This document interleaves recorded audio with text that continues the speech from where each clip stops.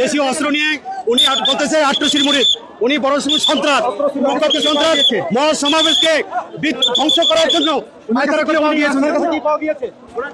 দর্শক বার্তা 24 লাইভে আপনাদের স্বাগত। দর্শক, শহরের উদ্যানের যে ইসলামী আন্দোলনের আজকের যে মহাসমাবেশ, সেটিতে একজনকে কিন্তু আটক করা হয়েছিল অস্ত্র সহ। আমরা দেখছি পুলিশ সদস্যরা তাকে কিন্তু নিয়ে যাচ্ছে।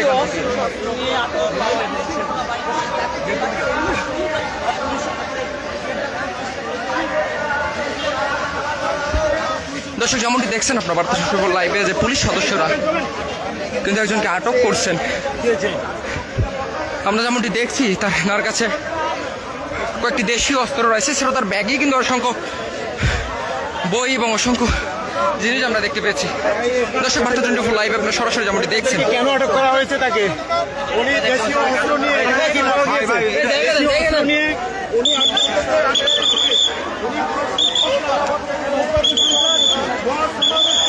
দর্শক, ইসলামী আন্দোলন বাংলাদেশের সমাবেশে দেশীয় অস্ত্র শস্ত্র নিয়ে একজনকে আটক করেছে। দর্শক,